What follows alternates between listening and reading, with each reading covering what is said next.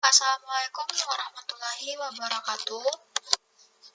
Perkenalkan, nama saya Linda Arya Cahyana, NIM 19.18334 dari kelas B, mata kuliah pemrograman web dinamis.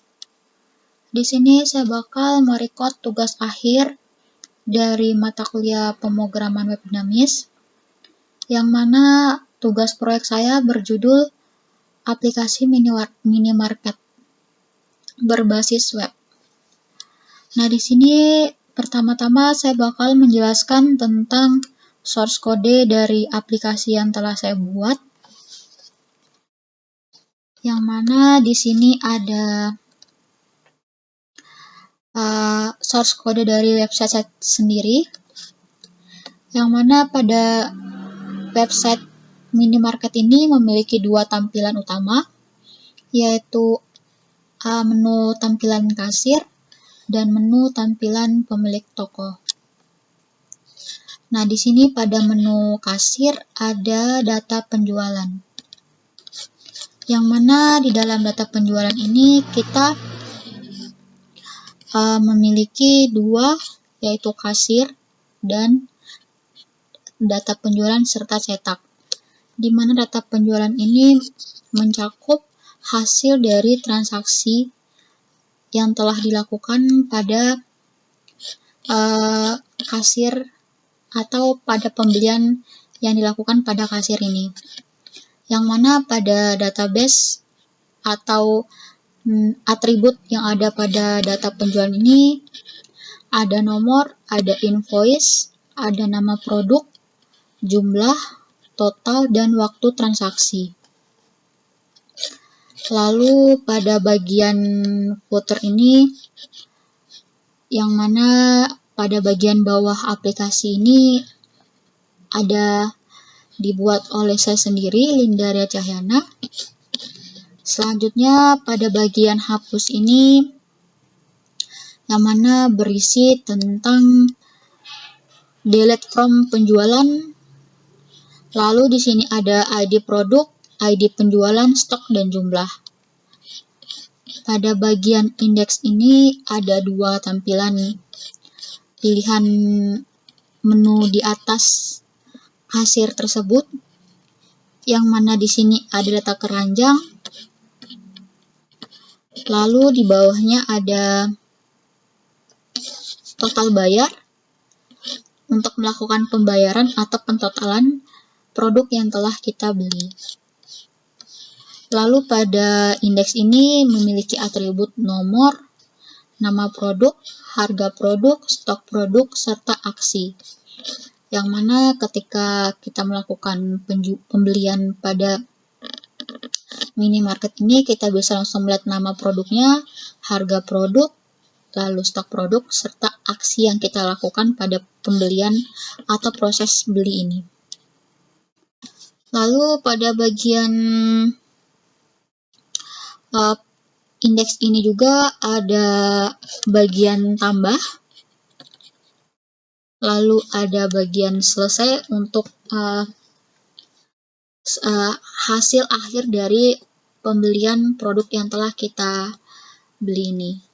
Lalu di bagian indeks ini juga ada masukan jumlah pembelian.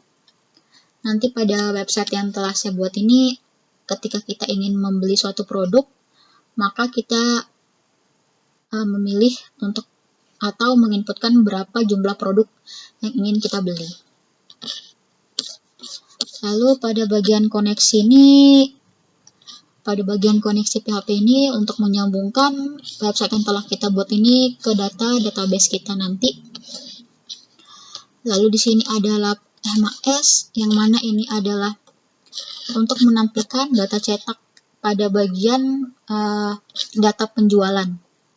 Yang mana saya menampilkan data cetak atau cetak data di dalam data penjualan yang telah tadi saya jelaskan. Lalu di sini ada proses, yang mana di sini ada berbagai seperti ID produk, jumlah, harga, ID produk, stok produk, Lalu selanjutnya di sini ada reset. Nah, selanjutnya kita ke pemilik toko atau admin toko. Yang mana admin toko ini adalah pemegang atau pemilik minimarket yang telah saya buat ini. Yang mana hanya admin toko yang bisa masuk atau mengakses ke dalam menu utama pemilik toko ini. Lalu di sini ada daftar produk.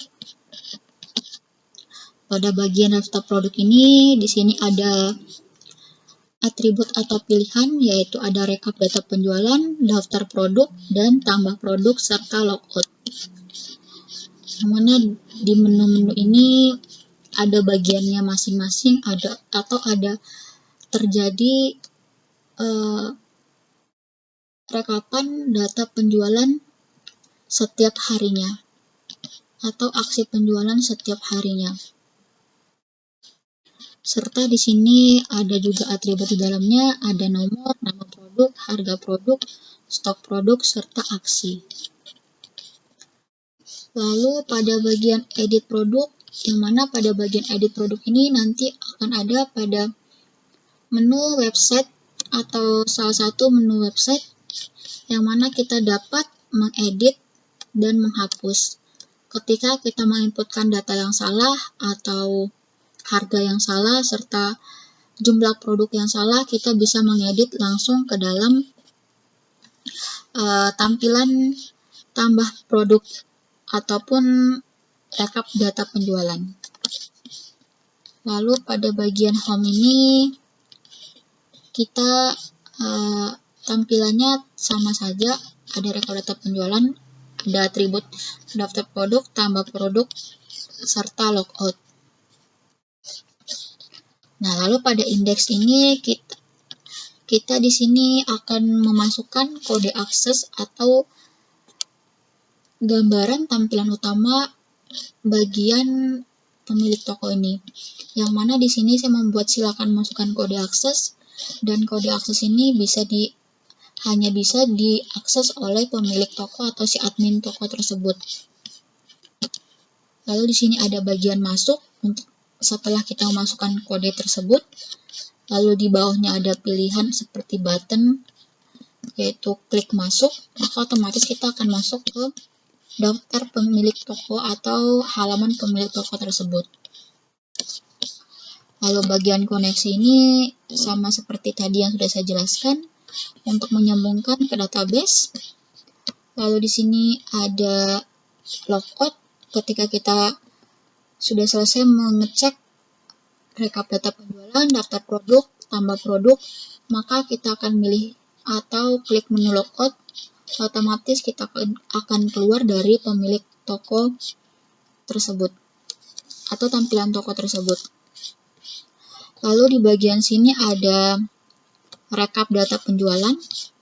Nah, pada rekap data penjualan ini kita bakal bisa merekap hasil dari penjualan yang telah kita peroleh dari setiap harinya. Maka otomatis hasil penjualan yang kita peroleh akan terus bertambah setiap adanya proses jual beli pada aplikasi minimarket tersebut.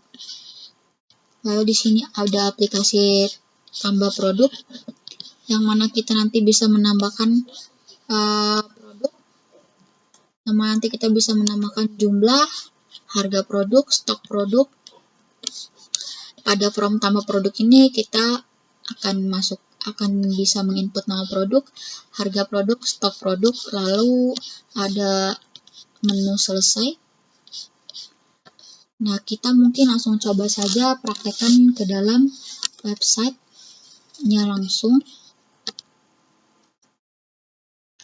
Di sini kita buka dulu untuk website-nya.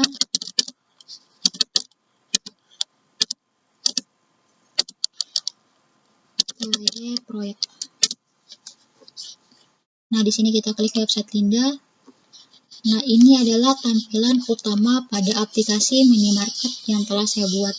Yang mana sudah saya jelaskan tadi, ada dua tampilan menu utama, ada kasir dan admin toko. Yang pertama kita masuk ke menu utama yaitu kasir. Kita klik tampilan kasir. Maka hasilnya akan seperti ini. Kita ke menu kasir yaitu dimana di sini ada nama produk, harga produk, stok produk, serta aksi. Lalu di bagian ini juga ada search atau pencarian. Ketika kita ingin mencari suatu produk, maka kita bisa langsung search nama produk yang kita inginkan atau kita cari. Di sini ada produknya, ada buku, ada beras, ada Stella, dan ada beras 1 kg. Lalu harga produk, stok produk. Di sini ada salah satu produk yang sudah habis atau sold out. Kita coba langsung. Misalnya kita ingin membeli beras 1 kg dengan harga produk 100.000, lalu stok produknya 2. Kita di sini membeli beras 10 kg dengan jumlah 5. Kita klik selesai. Maka total yang akan kita bayar adalah 500.000.